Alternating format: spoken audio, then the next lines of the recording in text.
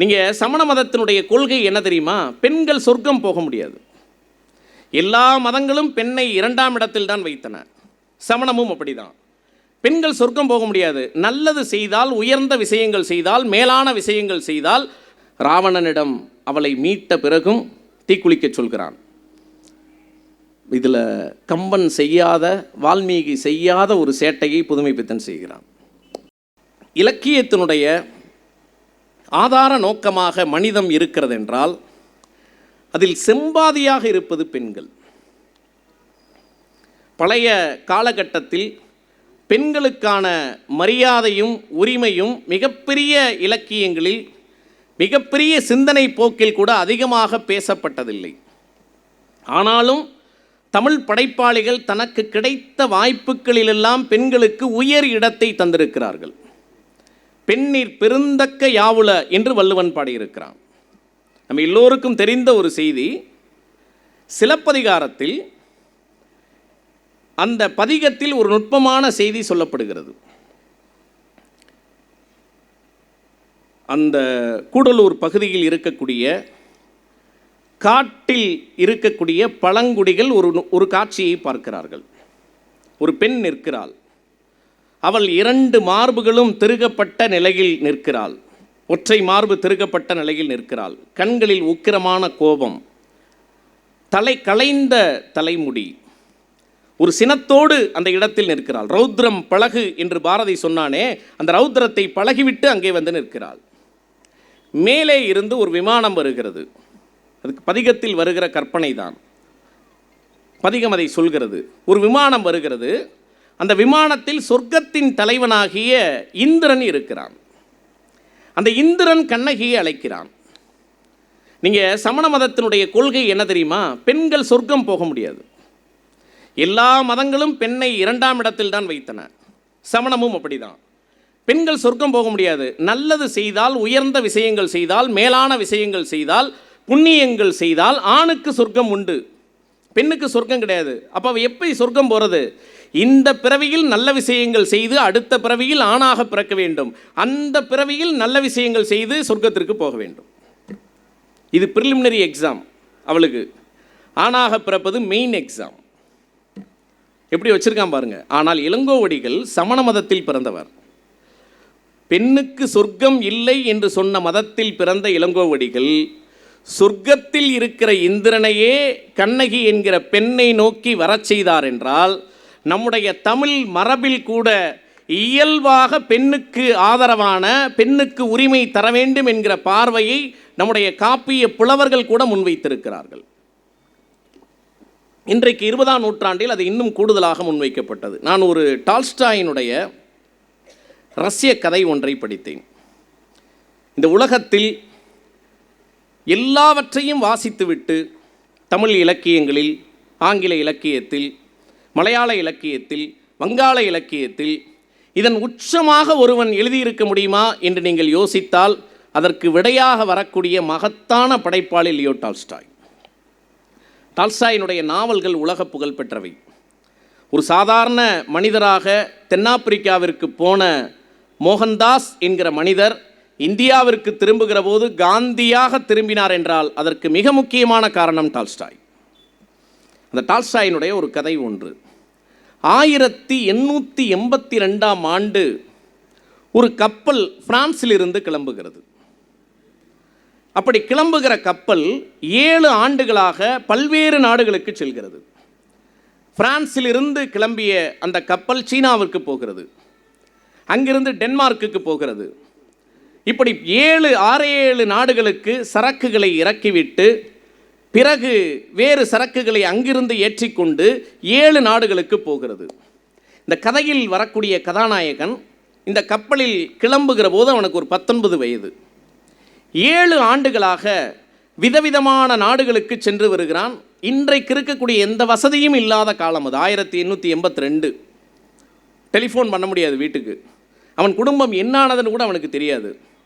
7 ஆண்டுகளுக்கு பிறகு மீண்டும் நாட்டுக்கு திரும்புகிறான். இப்போது ஊருக்கு போகவில்லை. கையில் நிறைய பணத்தை தருகிறார்கள். எப்போதுமே நண்பர்களே ஒன்றை வாழ்வில் தெரிந்து கொள்ளுங்கள். திடீரென்று கையில் வரக்கூடிய பணம் கண்டிப்பாக மோசமான வழியில் தான் செலவழிப்பதற்கு தூண்டும். இந்த கையில் கிடைச்ச உடனே மொத்த இளைஞர்களும் விடுதிகளை நோக்கி செல்கிறார்கள். அந்த விடுதியில் இருப்பவை 2 விஷயங்கள் தான். ஒன்று மது, இன்னொன்று பெண். வேகமாக போகிறான். எல்லாரும் கிடைத்த அறைகளில் உள்ளே நுழைந்து அவர்களுக்காக ஒரு பெண் காத்திருக்கிறாள். அந்த பெண்ணுக்கு தன் கையில் இருக்கக்கூடிய அந்த பணத்தை பரிசாக கொடுத்து விட்டு அந்த இரவு முழுவதும் குடித்து அவளோடு சல்லாபிக்க வேண்டும். அதான் லட்சியம். இவன் உள்ளே போகிறான். ஒரு பெண் இவன் உள்ளே வர்றத, இவன் உட்கார்றத, இவன் பேசுகிற முறையை ஒரு அரைகுறை கண்களோடு கவனித்து கொண்டே இருந்தவள் டக்கென்று ஒரு கேள்வி கேட்கிறாள். நீ கப்பலில் வேலை பார்ப்பவன் தானே? பெண்கள் மாதிரி நுட்பமான ஒரு உயிரிகளை இந்த உலகத்தில் பார்க்கவே முடியாது. வள்ளுவன் எழுதினான்ல, சாதாரணமாக தான் பேசிகிட்டு இருக்கான், ஆனால் நாளைக்கு இவளை விட்டு பிரிய போகிறான், ஏதோ சொல்ல வர்றான். அவள் சொல்கிறா, செல்லாமை உண்டேல் எனக்கு உரை, மற்ற நின் வல்வரவு வாழ்வார்க்கு உரை. போக மாட்டேன்னு சொல்கிறதா இருந்தால் என்கிட்ட பேசு, வேறு ஏதாவது பேசுகிறதா இருந்தால் நீ வருகிற வரைக்கும் உயிரை பிடித்து கொண்டு எவள் காத்திருப்பாளோ அவகிட்ட போய் சொல்லு, நீ பிரிஞ்சாலே நான் செத்துருவேன். பெண்கள் நுட்பமானவர்கள். இவனுடைய உடல் மொழியிலே இவன் தொழிலை கண்டுபிடித்து விட்டாள். நீ கப்பலில் வேலை செய்கிறவன் தானே? ஆமாம். உனக்கு டக்ளஸை தெரியுமா? அவன் பேர் அது. எப்படி தாம் பேரை கேட்குறா, கப்பலில் வேலை செய்யுமான்னு. இவன் நம்ம தான் அதை காட்டிக்க கூடாதுங்கிறக்காக தெரியும் என்று சொல்கிறான். சொல்லிட்டு இவனுக்கு சந்தேகம், நீ ஏன் அதை கேட்குற, உனக்கு டக்ளஸை தெரியுமா? அவள் சொல்கிறாள். அவள் உடனே இவன் திருப்பி கேட்டவனே அவன் பயந்துட்டான். இல்லை, எனக்கு ஒரு ஃப்ரெண்டு இருக்கா, அந்த ஃப்ரெண்டோட காதலன் அவன், அவளை விட்டுட்டு போயிட்டான், இவ பொய் சொல்கிறா அப்படின்னு அவனுக்கு தெரிஞ்சிருச்சு. தெரிஞ்ச உடனே திரும்ப திரும்ப திரும்ப அவட்ட துருவி நீ எதற்காக அவனை விசாரித்தாய், எனக்கு பதில் சொல்லு.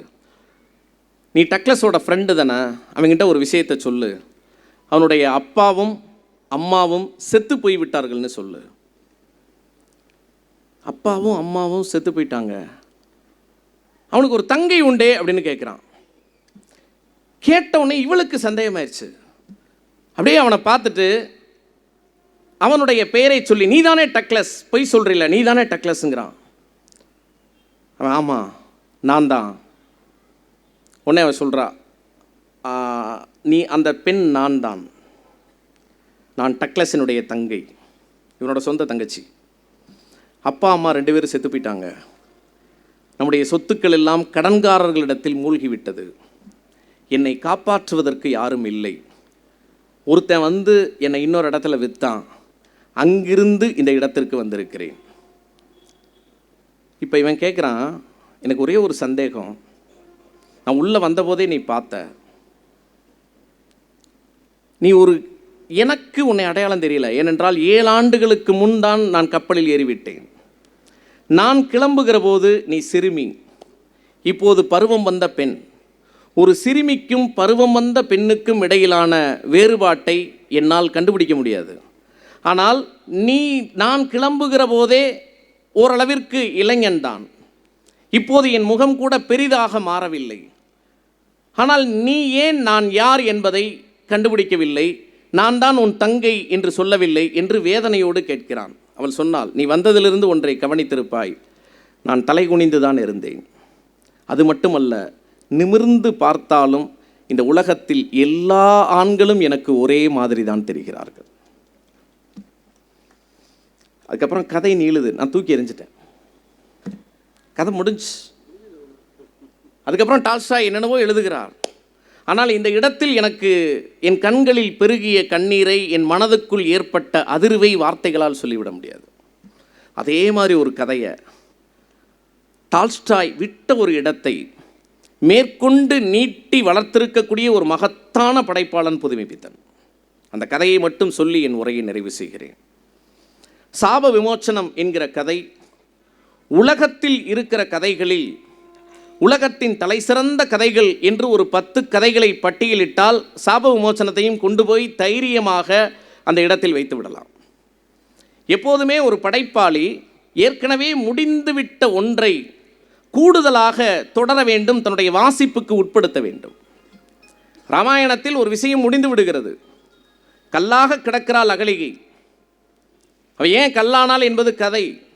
இந்திரன் அவளை காதலித்தான். சிறு வயது விளையாட்டு தோழன். நிறைய பேருக்கு தெரியாது, இந்திரனை மிக மோசமான ஒரு ஆளாகவே சித்தரிச்சிருப்போம். உண்மையில் இந்திரனும் அவனும் காதலித்தார்கள்.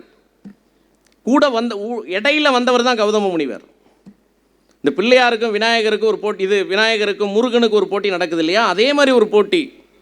2 பேரும் விரும்புகிறாங்க, யார் திருமணம் செய்து கொள்வது என்று வருகிற போது இவள் இந்திரனை தன்னுடைய மனதின் ஆழத்தில் காதலிக்கிறாள். 2 பேரும் விளையாட்டு தோழர்கள். அவனும் கல்யாணம் முடிக்கிறக்கா வந்திருக்கான், கௌதம முனிவரும் வந்திருக்கிறார். வந்துட்டு அப்புறம் தவம் பண்ணவே அவர் போயிட்டார் வாழ்க்கையில், அது வேறு விஷயம். வந்த உடனே போட்டி என்ன தெரியுமா, உலகத்தை சுற்றி வர வேண்டும். இங்கே நம்மால் கேட்பார்ல, உலகம் என்பது வேறா, அம்மையப்பன் என்பது வேறாங்கிற மாதிரி, அங்கே உண்மையிலே உலகத்தை சுற்றி வருவதற்கு இந்திரன் கிளம்பி விடுவான். இவர் கௌதம முனிவர் பார்ப்பார், காமதேனு என்கிற பசுவில் இருந்துதான் இந்த உலகம் தோன்றியது என்பது நம்பிக்கை, நான் காமதேனுவை சுற்றி வருகிறேன்னு குறுக்கு வழியில் கல்யாணம் முடிச்சிருவார். இந்திரனால் மறக்க முடியாது. கல்யாணம் ஆன பிறகு அவளை தொந்தரவு பண்ணிகிட்டு இருப்பான். அதுக்கு பேர் ஸ்டாக்கிங் பண்ணுறான். அவளுக்கு என்னதான் காதலிச்சாலும் திருமணத்திற்கு பிறகு அவனுக்கு பத்னியாக வாழ வேண்டும் என்று நினைக்கிறாள். அப்படி தான் ஏமாற்றி கிளம்பி போகிற போது கௌதம முனிவரை இவனே ஒரு குரலில் எழுப்பி அவரை அனுப்பிவிட்டு அவர் உருவத்தில் அவளோடு இருந்து விடுகிறான். திரும்ப உள்ளே வரபோது 2 பேரும் கலந்திருக்கிறார்கள். கணவன் வேறு அடுத்தவன் வேறன்னு தெரியலையா, கல்லாகவா கிடந்தாய், நீ கல்லாக போன்னு சபிஸ்டர். அவள் கல்லாயிட்டா. கல்லாகிற போது எல்லா சாபத்துக்கும் விமோச்சனம் உண்டு. என்ன விமோச்சனம்? ராமன் அவனுடைய காலடியில் இருக்கக்கூடிய தூசி பட்டால் கல்லாக இருக்கக்கூடிய அகலிகை பெண்ணாவாய். ஒரு விஷயம் தெரியுமா, இப்போ தசரதனே பிறக்கலை. இனி தசரதன் பிறந்து பாயாசத்தை கொடுத்து அதுக்கப்புறம் வரிசையாக குழந்தையெல்லாம் பிறக்கணும். அதற்கு பிறகுதான் ராமன் வரணும். இவ்வண்ணம் நிகழ்ந்த வண்ணம் இனி இந்த உலகுக்கெல்லாம் உய்வண்ணம் அன்றி மற்றோர் துயர்வண்ணம் ஒருவதுண்டோ, மைவண்ணத்து அரக்கி போரில் மலைவண்ணத்து அண்ணலே உன் கைவண்ணம் அங்கு கண்டேன் கால்வண்ணம் இங்கு கண்டேன் என்று கம்பன் எழுதினானே, அந்த விஷயம் பின்னாடி நடக்கணும். இப்போ ராமருடைய பாதம் பட்டு அகலிகை பெண்ணாக மாறிவிடுவாள். மாறிய பிறகு இவள் அன்னையே என்று வணங்குவார். வாசுப மாணிக்கனார் ஒரு கேள்வி கேட்பார். மீட்சி தந்தவன் ராமன், மீட்சி பெற்றவள் அகலிகை இல்லையா?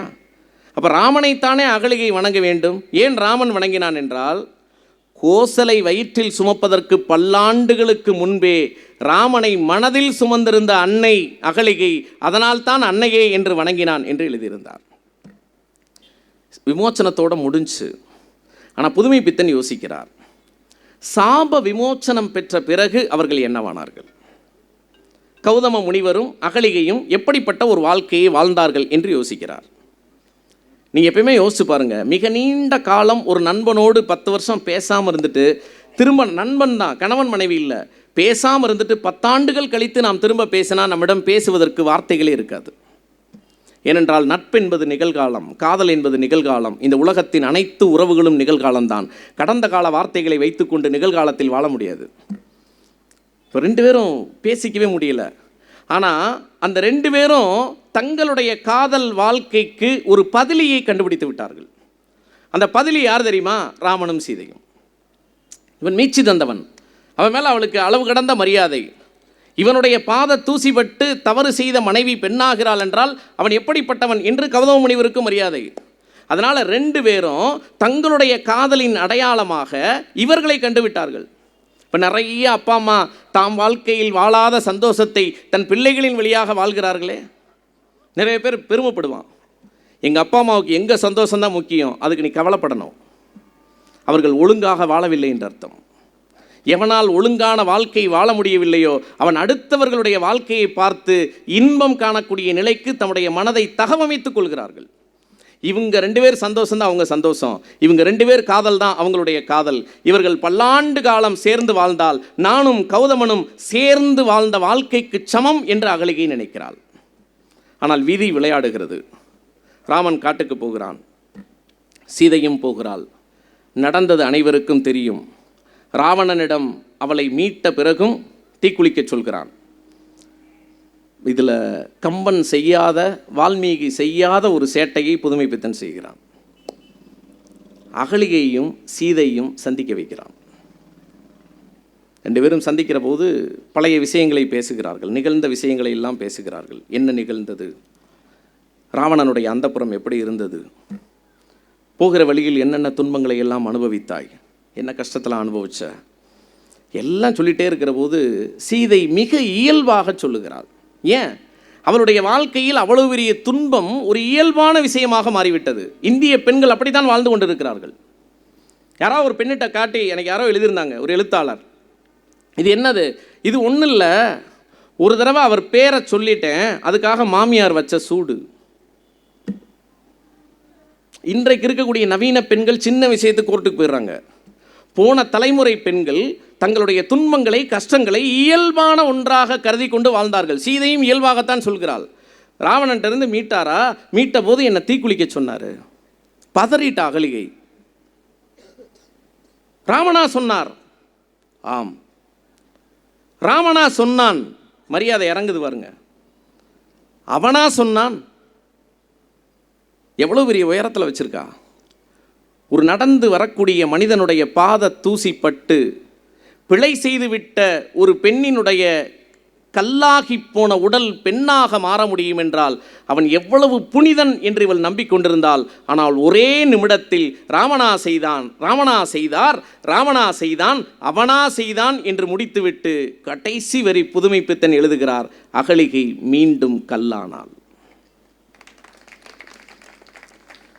நண்பர்களே, இந்த கதை சொல்லுகிற விஷயம் என்ன தெரியுமா?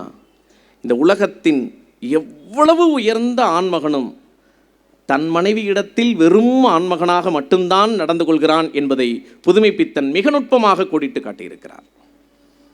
இது மானுடத்தின் அவலம், மானுடத்தின் குரல். நீங்கள் இலக்கியத்தை வாசிக்கிற போது அதில் தெரிகிற அந்த இலக்கியவாதியின் படைப்பில் தெரிகிற கருணையை, மானுடத்தின் மீதான பேரன்பை நீங்கள் வரிகளில் கண்டுணருங்கள். அப்படி நீங்கள் கண்டுணர்கிற போது அதற்கு முன்பு இருந்த நீங்கள் அதற்கு பிறகு இருக்க மாட்டீர்கள். நீங்கள் விண்வெளி ஆராய்ச்சியாளர் ஒருவர் ஒரு கட்டுரையிலே ஒரு செய்தி எழுதியிருந்தார். வானத்தில் பிளாக் ஹோல் என்று ஒன்று உண்டு, கருந்துளை. இந்த கருந்துளை எல்லாவற்றையும் விழுங்குகிற ஆற்றல் கொண்டது. நட்சத்திரங்கள் கருந்துளைக்கு பக்கத்தில் சென்றால் அந்த நட்சத்திரங்களை கூட்டமாக விழுங்கி விடுமாம் கருந்துளைகள். அவர் பார்த்து பதிவு செய்திருக்கிறார். ஆனால் அந்த தருணத்தில் அதே வான்வெளியில் ஒரு ஆச்சரியம் நிகழ்ந்தது என்று அந்த அறிவியல் அறிஞர் குறிப்பிடுகிறார். கொஞ்சம் தள்ளி வேறொரு புதிய நட்சத்திரங்கள் உருவாகிற போது விண்வெளியில் ஒரு அதிர்வு உருவானது. அந்த அதிர்வு என்ன செய்தது தெரியுமா? கருந்துளை விழுங்கிவிட்ட நட்சத்திரங்களில் சிலவற்றை கருந்துளை மீண்டும் துப்பியது. இந்த உலகம் அரசியல்வாதிகளால், இந்த உலகம் மோசமான மனிதர்களால், இந்த உலகம் ஆதிக்க சிந்தனை கொண்டவர்களால், இந்த உலகம் சாதி மதவாதிகளால் கருந்துளையாக மாறி மானுட பண்புகளை விழுங்கிக் கொண்டிருந்தாலும் நாம் வாசிக்கிற இலக்கியத்தின் புதிய நட்சத்திரம் உருவாக்குகிற அதிர்வு கருந்துளைக்குள் இருந்தும் கருந்துளையை துப்ப வைக்கிற நட்சத்திரங்களைப் போல இழந்த மானுட விழுமியங்களை மீட்டு தருகிற ஆற்றல் மானுடம் கசிகிற வரிகளுக்கு உண்டு. வரிகளை வாசிப்போம், வரிகளில் வாழ்வோம் என்று சொல்லி வியக்க வைத்த மறைமலை நகர் சொந்தங்களுக்கு நன்றி கூறி விடைபெறுகிறேன். நன்றி, வணக்கம்.